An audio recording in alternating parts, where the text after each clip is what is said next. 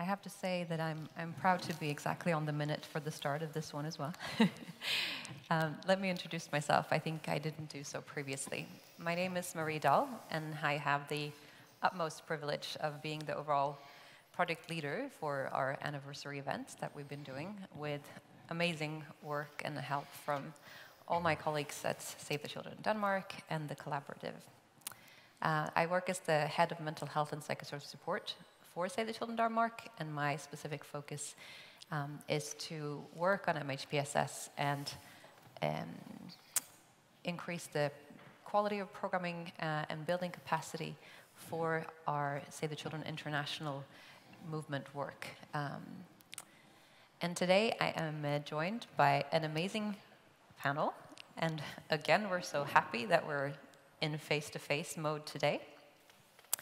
And I'm going to take a little bit of help from the application for the introductions. So I do want to just mention again that the link that you had in your welcome emails, it gives you the program. If someone didn't pick that up, it helps you also to read full bios, if that's of interest.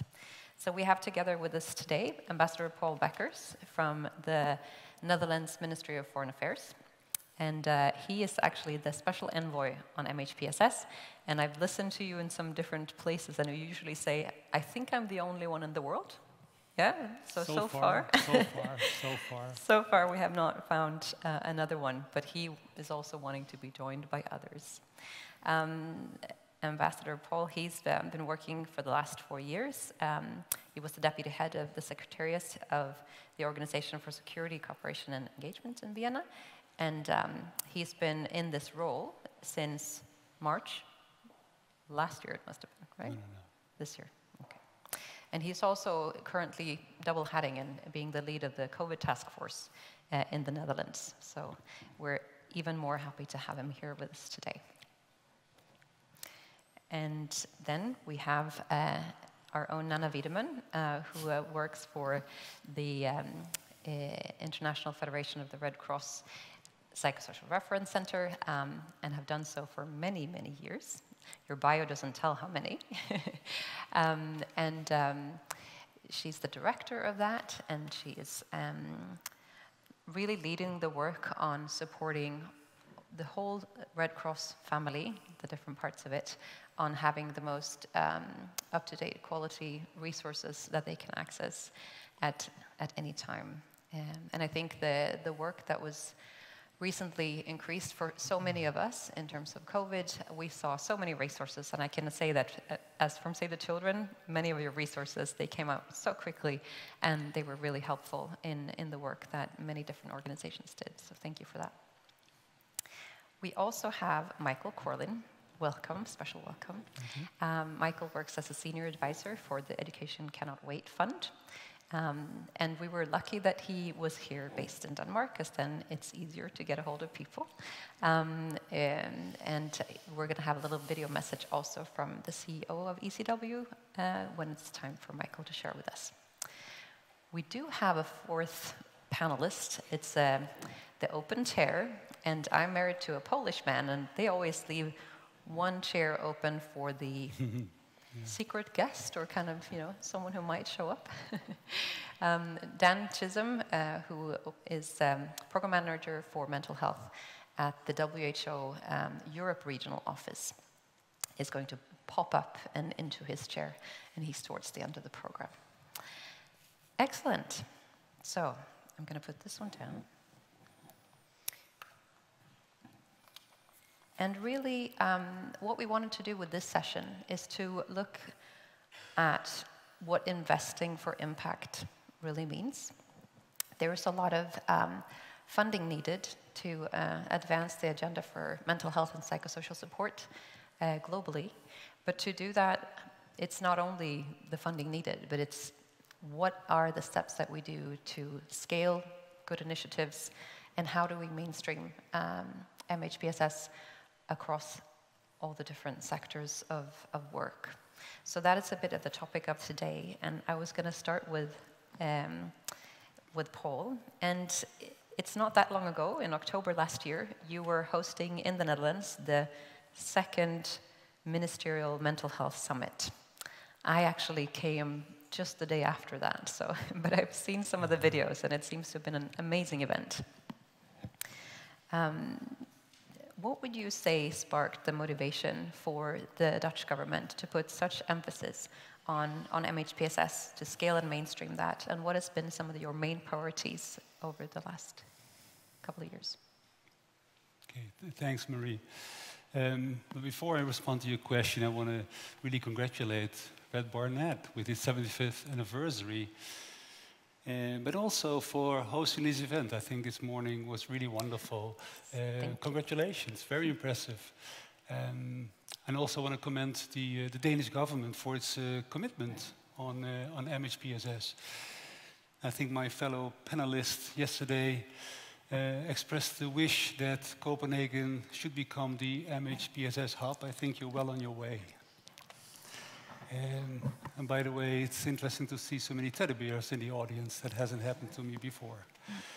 Now your question.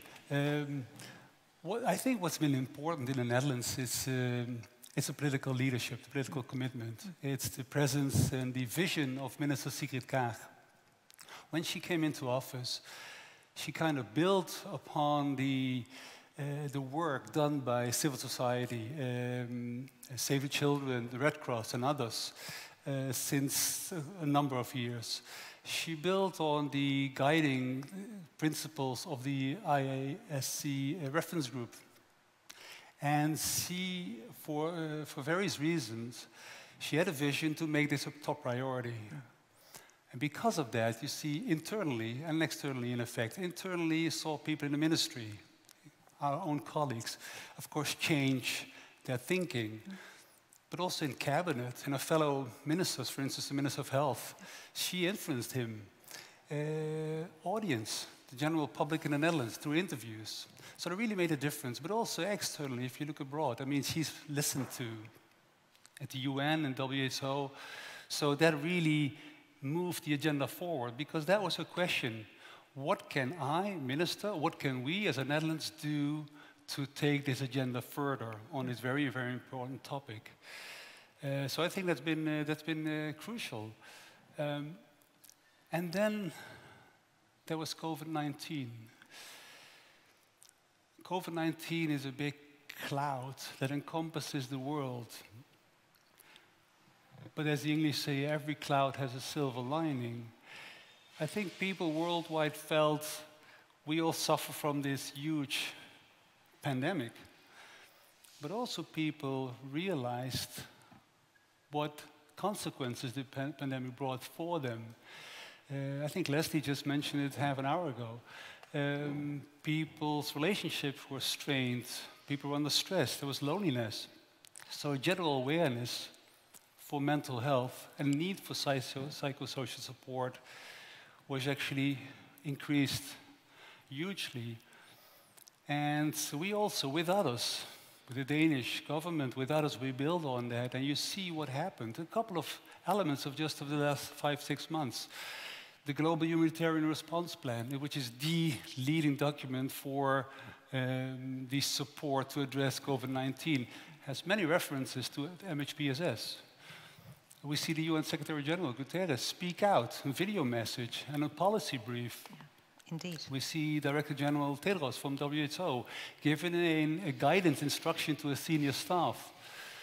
If we look at the Netherlands, our finances to address COVID-19 are partly channeled through so-called country-based pooled funds, which is a package of funds. In that, MHPSS is a factor. We will follow that up. So many of the elements that brought this recent time with MHPSS more to the fore. And it was all built on basically 3 premises. There's no health without mental health. Guterres explicitly said so. The second premise was, if you look at the definition of universal health care, it's physical health and mental health.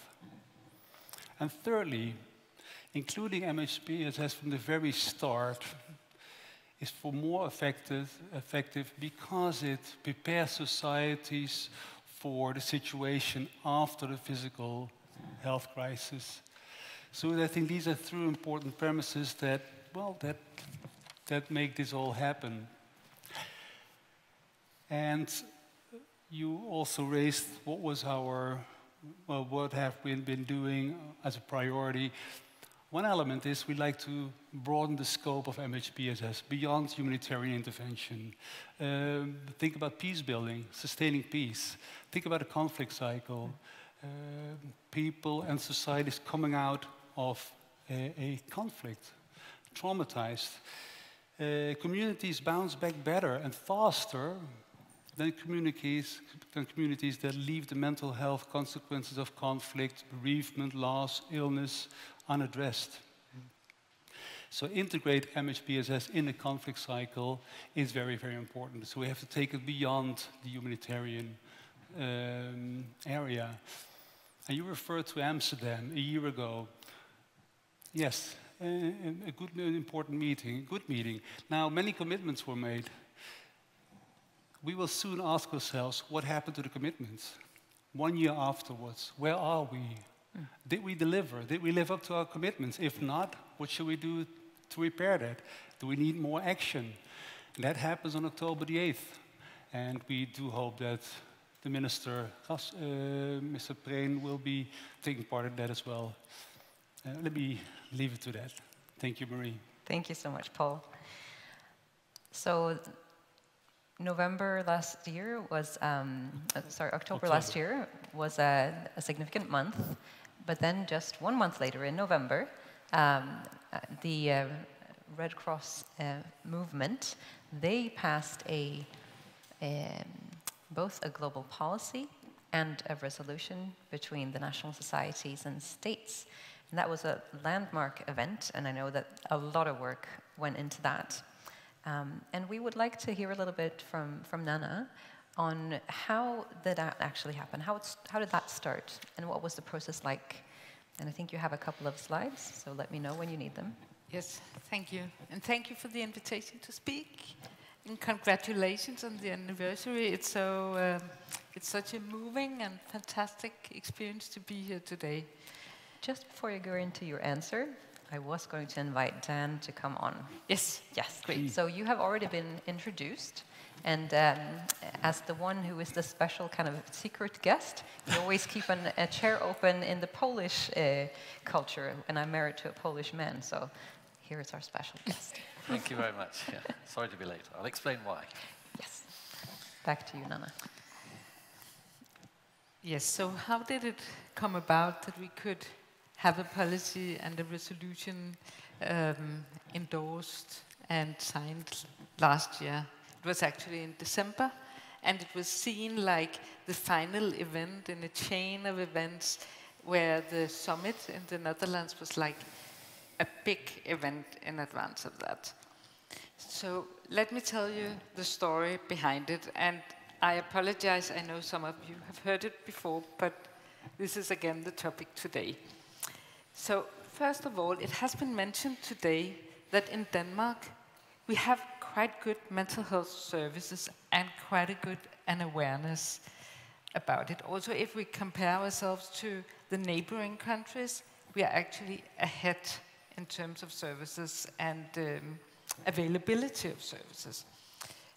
Because of that, Danish Red Cross has taken a lead in mental health and psychosocial support and decided many years ago, like 25 years ago, to host a reference center on mental health and psychosocial support.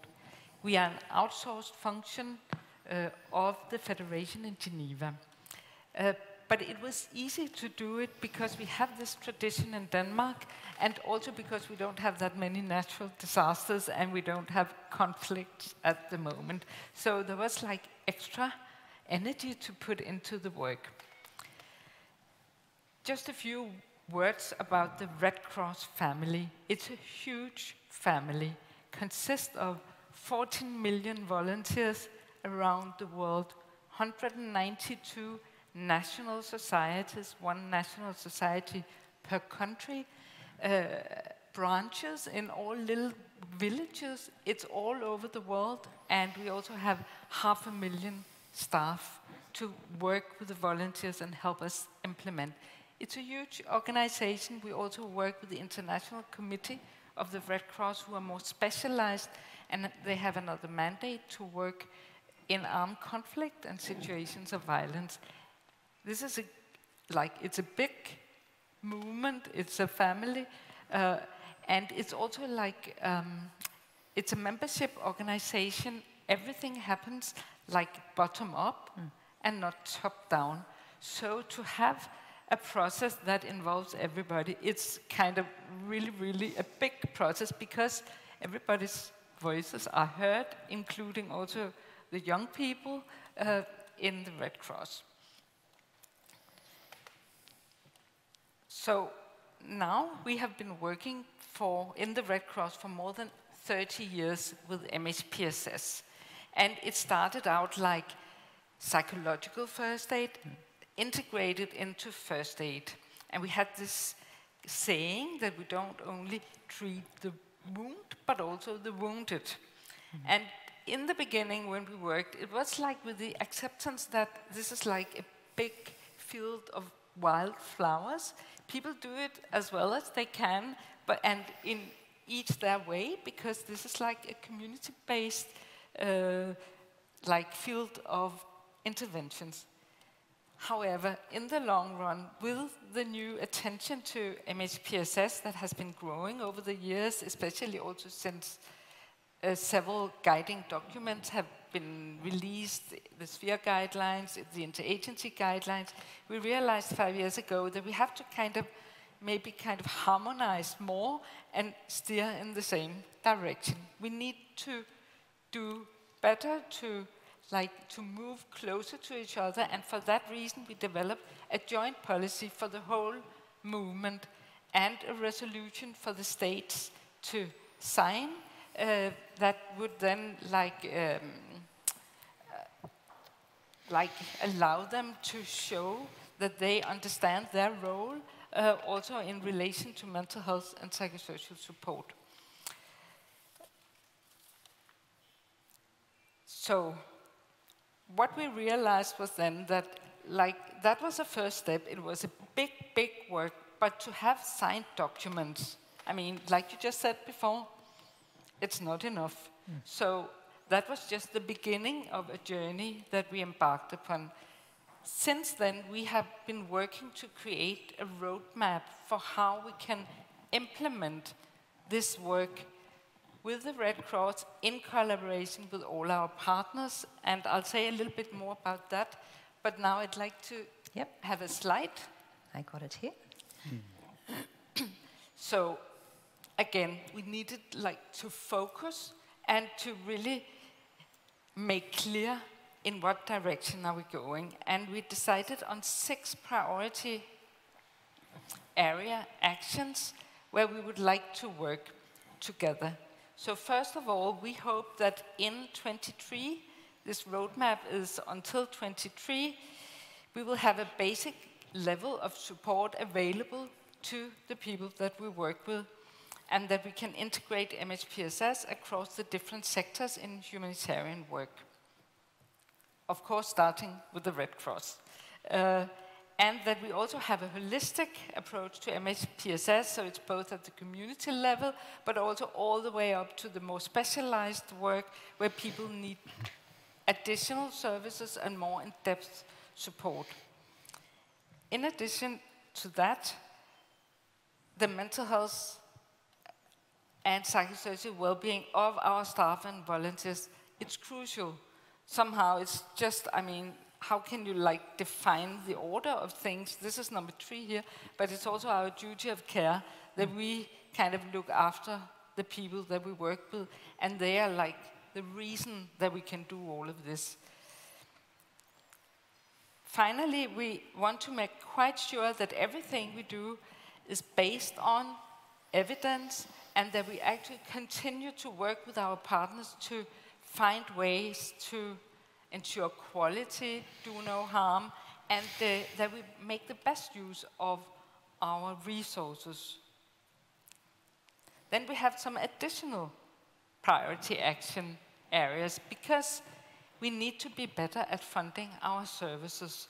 So we are also working together, the whole movement, to find a new way to mobilize resources. That's part of the work. And in addition to that, or actually like hand in hand, we also want to kind of strengthen our diplomatic and advocacy efforts to speak to decision makers and make all of this happen. And because of that, it's also really great to see here today some of the partners that we are working with, the Dutch Summit, who are also, no, not the Dutch Summit, the Dutch MFA, who's also helping us moving forward with this work and also funding some of it. And we're also right now working with Education Cannot Wait on COVID-19 interventions, also like the holistic MHPSS approach, and also working closely with WHO. So, and we also have the Danish MFA here, so some of the partners also including University of Copenhagen and SAVE and other organizations, they're all here today. We can only do it together. So I think that's like the first I would like to say. Thank you. It's really amazing to see the strides that have been taken, but they have taken time also. I think what we always need to consider is that for change to happen, it's not going to happen straight away, but you really need that consistency to walk the walk and also to walk the talk, so to speak. So thank you so much for sharing. I wanted to briefly also share the experience of Save the Children, actually. So I have a question for myself. I'm a moderator and speaker today. And so these two, the event of the second Mental Health Summit last year and the resolution being passed last year, we have been working in Save the Children also for a number of years. And actually just last week, which we couldn't have known when we planned this event because it was moved due to COVID. But last week we got our cross-sectoral MHPSS framework, strategic framework, endorsed. And in our organization, it's a quite siloed piece where we work on child protection, education, health and nutrition, with all ambitions, of course, for doing that holistically. But we all know that that's not super simple. But we developed this cross-sectoral strategic framework to really bridge the different sectors. What was our experience, though, is that we very much had advocates for MHPSS in our child protection sector with our child protection colleagues, and it came very much from the psychosocial support base and integrating that into humanitarian response. So it's been an amazing movement, but as we have been moving forward, what we have also found is that integrating MHPSS across the other sectors needs to be the same conviction, so to speak, because otherwise it kind of becomes a little bit uneven. So for child protection, which is a theme that we want to mainstream throughout all sectors, that's very strong. But when it comes to MHPSS, that actually can look a little bit differently in different sectors. And that has been our experience, that it's not so easy always to bring everyone around the same table. And I was going to mention some challenges, actually. One of them is around the languages and the language that we have when we speak about mental health and psychosocial support.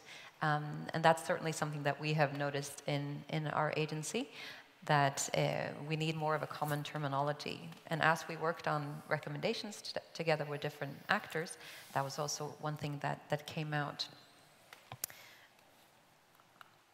I'm just going to get my notes, which is on my mobile phone. One moment. So what has also been really interesting is that for Save the Children, we have a global 2030 ambition. And that one was developed in 2013-14 for the next 15 years to come. at that point, as an organization, we were not as clear on where we wanted to go, and it was really scattered, the work that was being done. So we found that that can be really difficult to realize, because right now we're in the middle of a 3-year strategy period, and for change to happen, it really needs to come from the start. So it needs to come from when you develop strategy.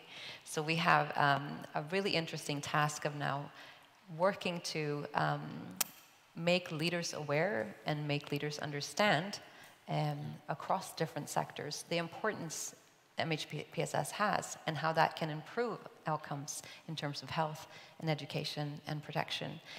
So that is our goal now that we have a strategic framework endorsed. What does that look like? So that's what we're going to put a lot of our efforts into moving forward. We also found that when we came from the humanitarian response perspective, that's when you get people's attention in many ways. And it's easier to explain, which we've heard a lot this morning, the impacts, the psychological impacts on children and caregivers from conflict and disaster, that it has both physical and psychological harms. But it's also then, how do you exemplify how you meet those challenges across different sectors? And for us, one example country became Bangladesh. There was leadership in that country that saw the need and actually tried to implement and put capacity in place to make a response that was consistent across sectors. But as with everything, it is something that we could evaluate later on and see some good gains, see some remaining challenges. But we've also talked about, we need to see those good examples of what MHPSS looks like when it's coordinated across sectors. And on that point, it's not only across sectors, but also across actors. And I think that's also something that we are increasingly understanding and wanting to further as we go forward, that the across-actor focus of MHPSS is really, really key to make a difference for that. I'm going to stop there and kind of make a bridge from, say, the children initially coming from a child protection perspective, wanting to then cross-sectorally mainstream, and then move over to education and health. And when it comes to Michael here, we have a little greeting from the ECW that we wanted to show first before we have a chance to ask Michael a question. So let's see. Hello, dear friends and colleagues. I'm sorry I'm not able to be with you today due to the pandemic. I am, however, very happy that Michael is in beautiful Copenhagen with you to represent Education Cannot Wait. Congratulations on the 75th anniversary of Save the Children Denmark. Save the Children Denmark was born in the aftermath of the Second World War, a very brutal war that reminded us that mental health and psychosocial services are at the very heart of a child's development and learning. And since then, you have taken that forward and have seen the great work you are doing in the Middle East, in Africa, and elsewhere around the globe, and I'm truly inspired by this. We at Education Cannot Wait are proud to partner with Save the Children Denmark, because you are doing exactly what your founder once said. Humanity owes the child the very best that it can give.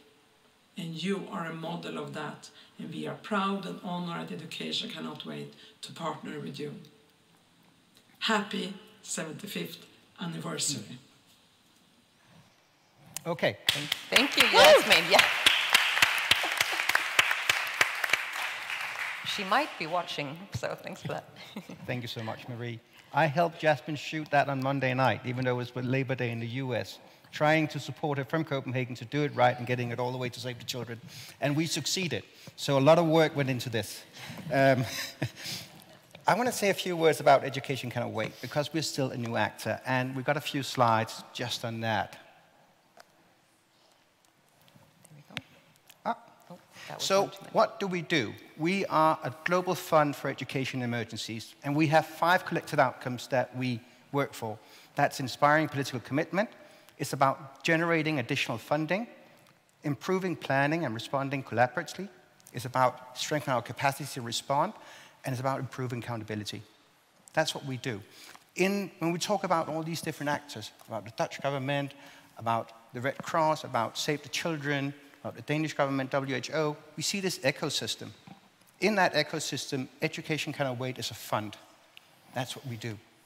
So we are small, we're a lean team, we're based in New York with a few offices or a few locations around the world, but that's our role in the ecosystem. So I do not have an MHPSS background. What we do is that we generate resources, we inspire political commitment, and we invest in crisis. Can we go to the next slide, please? That's what we've done so far. We are at the halfway mark at this point. We were founded in 2016 at the World Humanitarian Summit. We became operational in 2017.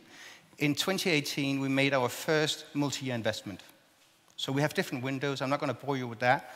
But in 2018 was the first multi-year investment. So far, we have reached 3.5 million children, over 40,000 teachers across all levels of education, but always in emergencies and crisis. So that's our part in the ecosystem. It says we're context-driven. So we listen to partners on the ground. What is needed? How do we make a difference? And it's about enabling them and empowering the in-country partners. That's our modus operandi. And then to the last slide. I promised I'll be brief on this. So we're committed to MHPSS. And I want to tell a bit of a personal story there, because we began our investments in 2018. 2019, early February, I'm in Kampala, because I lead our investments in Uganda and South Sudan, and I was called by the minister, Chivero, for the refugee response, to his office to come immediately. So I thought, what's going on? And he had just returned from the refugees camps in the north, and he said, we have an issue, because we see adolescent girls who are suicidal. These are survivors of sexual and gender-based violence. They're not in school, their children are not in school, and they're suicidal. We see that trauma and unaddressed MHPSS needs is what's keeping children out of school. That's impeding the quality education and the learning outcomes that we want to see. So he made that call to us. Over the next weeks, we heard the same from our implementing partners. Are we reaching those most left behind or left furthest behind? And they said, well, we're reaching a lot, but those that we're not reaching are the ones who are suffering from trauma or crisis in some respect. We need to do something about that. So we took that back to New York. And even though education will always be our entry point, we said we want to do something. And we joined up with the conference in the Netherlands, with all the work that's been ongoing, and said, we want to support this. So we have made MHPSS a mainstream priority. That means that every investment that we make from ECW needs to include MHPSS. And we see it as a strategic investment, which means that we support certain initiatives within the ecosystem with additional funding to, for example, improving the way that we respond or strengthen the capacity in the ecosystem. So that's what we do from ECW. We're honored to be here today and to take part in this celebration of the 75th anniversary. I was inspired by the presentations this morning. I think that really touched back on why is it that we're doing this. Mm-hmm. Why is it so important that we work together on this? So really honored to be here today. Thank you so much for inviting us and to make us part of this. Thank you. Thank you, Malco. Thank you so much. So coming over to Dan, the World Health Organization works tirelessly for the health of the world, and especially in light of COVID, the pressure has really been on. I would love to hear a bit about what the main actions you have taken in terms of incorporating mental health as part of universal health coverage, and also, of course, with the specific focus on how you incorporate mental health for children and adolescents in particular. Sure will. Very good to be here, and I think we're going to start with a little video from Deborah. Yes, we are. Thank you for reminding me. She will kick off, and then I'll take over. You know, she's the boss. Hello, I'm Deborah Kestel. I'm the director of the Department of Mental Health and Substance Use at the World Health Organization. On behalf of the WHO, I want to congratulate Save the Children Denmark with this important anniversary. I'm pleased that Save the Children is giving priority to mental health and psychosocial support for children and families. Most children and families with mental health conditions do not have access to quality, affordable care, which means they may fail to thrive and rather be exposed to long-term suffering, impacting their capacity to reach their potential and contribute fully to society. Mental health care of children and adults must now be made part of universal health coverage, including in countries affected by conflict or other disasters. I wish you a successful conference.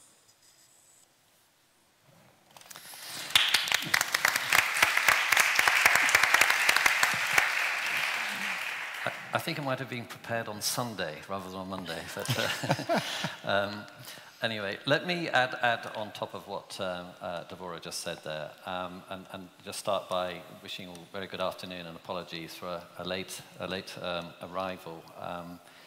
You know, as well as this anniversary, there are regular annual anniversaries, and of course tomorrow is the World Suicide Prevention Day. So in fact, to mark that, we were holding a web conference with several of our Russian-speaking countries where we see some of the highest rates in the world, unfortunately. So this was an excellent other event which I needed to be at. So yes, I'm really happy to be here because I'm actually based here in Copenhagen, whereas the rest of the gang that you all know, or many of you know, are in Geneva. And that's not just Deborah, but Mark van Omeren and Fami Hanna, who co-chairs with Sarah, the MHPSS working group, and others like Ali Schaefer and Inka Weisbecker. So they've got a strong team there now in Geneva, which has been so important, as you will appreciate, and particularly in the last few months. So in answer to your question, what kind of actions, and we're talking about the sort of UHC agenda, I noted down three kind of buzzwords, if you like. And the first one actually is around information and evidence, because without that we can't communicate and spread the word.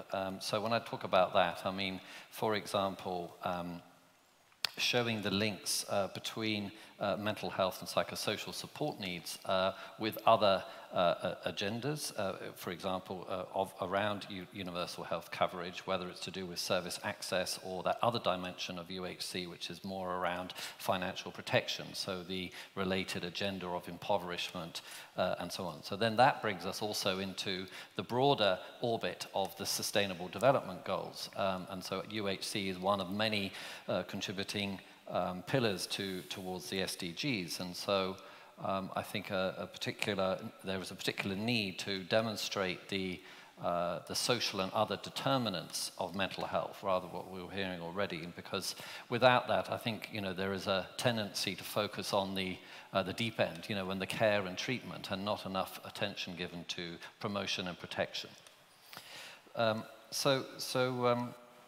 I think this came really to the fore, obviously, this year. And so the production of some of these global products, particularly the Interagency Standing Committee, I think has really served the whole community, the whole world, actually, incredibly well. And I really take my hats off to Sarah and Fami and all of the contributing partner organizations for the work that they've done relentlessly over the last few months. And Save the Children, of course, has been very active contributors to several of those global goods or products. My Hero Is You is a bestseller, but also the Psychosocial Guide for Frontline Workers and the PFA excuse me, manuals as well. So, I think part of today was about celebrating achievements, and these are actually real achievements which have been picked up just so enthusiastically by countries, and they've adapted and translated. I mean, the list of translations is remarkable. My favorite is that it was translated into Cornish, which Fami was very proud of. So this is one element, I think.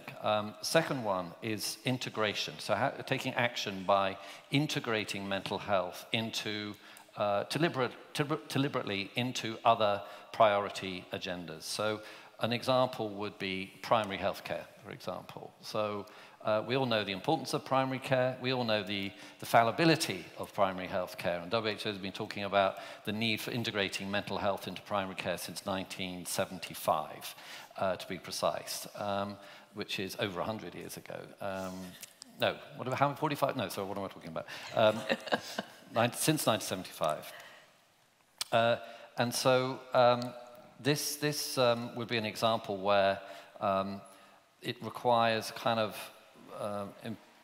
persistent development of evidence-based guidance, like we have, for example, the MHGAP intervention guide was an example of showing how you can integrate mental health into that level of the system. But also working with the broader church or the broader community of people working in primary care at a kind of policy level. The same would be true for the non-communicable diseases, so mental health conditions are, of course, by definition, NCDs, but it still requires a concerted effort to show the links, for example, between NCD risk factors and mental health conditions, whether it's alcohol use, physical activity, and so on. On the children and adolescent health agenda as well, of course, there are so many obvious links. So in the European region where I'm based, there's the Health Behavior in School study, for example, which is a survey which is done on 11, 13, and 15-year-old kids every 2 or 3 years. So we're really able to track what is the most pressing concerns amongst those age population, and across about 40 countries in this European region. And just this year, in fact, there was a particular focus on mental health, because you can see how common the issues are amongst this age group. And there are other development, of course, early child development, and with UNICEF also developed this new sort of intervention package for mental health promotion and protection called HAT, Helping Adolescents Thrive. And then the third thing I put down here was around the actual service scale-up and system strengthening at country level. And again, a number of people here are very involved in that, but if I think of some examples which come to mind, like in Turkey, for example, Lebanon, also in conflict-affected countries like Ukraine, we see the real use and uptake of some of the evidence and information I was talking, and so the action is about actually putting it into action, taking the tools, so policy and guidance into practice. So we all know why it's important, we know what to do, but there's always a huge gap between that and the actual translation onto the ground, the how rather than the what or the why. So I think that still, is a big challenge about how to refine and learn about the best sort of mechanisms or way through, and it's often very unique to each country or setting. You need to find a way to actually get the job done and meet the needs of the population. So these were three ways or strategies, if you like, can get mental health better into the UHC agenda. Thank you so much, Dan. That is very informative. We are running a bit out of time, so you're going to have to just go with me here. One of the messages that we've had throughout both yesterday, for those of you who were there at a small reception that we had, and today, is that it takes everyone from civil society to international organizations to governments and donors to make a difference and to support the mental health and well-being of children, adolescents, their caregivers, and communities. So when it comes to collaborating across these different actors, that is something that we can easily talk about and say that yes, it's good and yes, it's important. But I'd like to just give everyone a chance to reflect on what are the main priorities and the main kind of suggestions or even initiatives that you're doing right now to collaborate across actors, whether it's a certain collaboration or across several indeed. So it's on the topic, but just a bit more open. And I know that you were prepared for that question, so I'll give the word for you first, Paul. Well, thank you, Marie, but it's also, I think I'm going to give you an answer that probably all of us would give you, and it's as simple as straightforward. We need to partner. We need to work together. It's a common goal. We have a common endeavor to make things happen, to raise awareness, and to make things happen actually on the ground. And we all have a role to play, be it government, civil society, international organizations. We need to have common language, common messages. Talking about integration then, to make sure that MHPSS is not perceived as an add-on, as an afterthought. No, it needs to be fundamentally integrated in policies, in workplace policies, in just about everything we do to be effective and have results. And we need to strategize. Yesterday, Sarah mentioned the EU, which made me think. The EU, we need to focus on more. There's a couple of the EU members. It's Germany, it's Denmark, the Netherlands, who have MHPSS high on the agenda. Maybe you can say not high enough, it's never high enough. But others lag behind, so we need to lobby more, we need to strategize more, and we have to do that together. And there's a financial component as well. If you realize that, I think it's 0.3% of all money that goes to global health is for MHPSS, 0.3%. Now, if you manage to have more engagement by the EU, and Lenajic this morning, that was good. If we listen well, we have it keep on it recording. in mind. Yeah, exactly. If we are able to engage the EU more, we really make headway, also financially. So we have, also the EU have MHPSS inclusive funding. And the last, and then I'll stop, is as an example of working together, civil society and governments. So on November the 2nd, we organize a big international virtual youth conference. It's on employability and education, and MHPSS is actually mainstreamed through the whole conference. And here we work together with Save the Children, War Child, and I think the Red Cross is involved as well. So we do this really together. That's how it should work. Thank you. Thank you. And Anna, what are the opportunities for collaboration across actors that are most specific and interesting to you? So I find myself nodding every time you say collaboration, because I really think we cannot do any of this alone.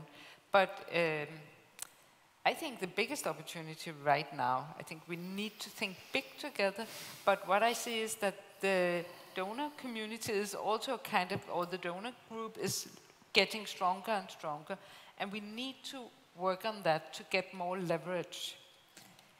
In addition to that, I think we actually agree on many things, because we agree on we need a stronger workforce, we need more research, we need to work across sectors, we need to take care of our staff and volunteers, here, yes. and actually we agree more or less, but of course we have to do it. And in addition to that, I would really like to see a bit more attention to the fact that some of us really work through volunteers, because it also kind of affects the work and the needs of an organization, and we really need to focus on how can we do it well, and how can we even utilize that, because it's a great opportunity to scale up, but we also need to take care of the volunteers and also like train and capacity build them. So it's like an additional thing that I would like to bring to the table. Thank you. I think you're a very good person to bring that to the table.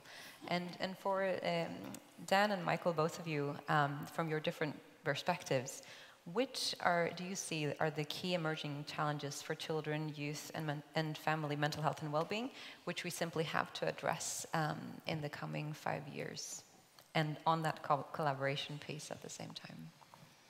May I go first? Thank you. By all means. From our side, we are insisting that in all our work, we apply MHPSS analysis before we make our investments. We need to understand what the needs are and how we can address them through our work together. And we are insisting that the curriculum that is taught also includes social and emotional learning as well as academic skills. Now, it's much broader than that, but we're starting with saying, let's get an analysis in place so we can talk about this.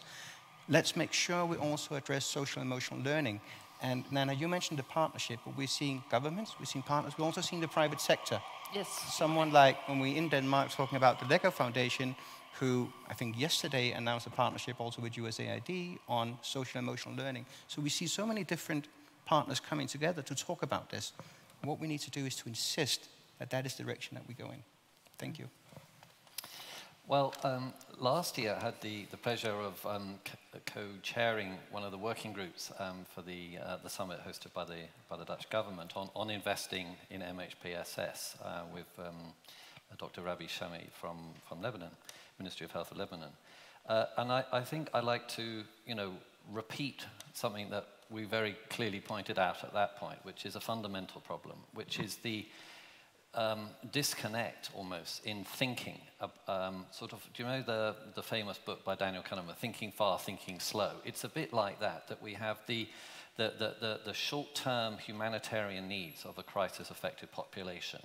And then we have the long-term mental health consequences of that crisis, which may endure for years, decades.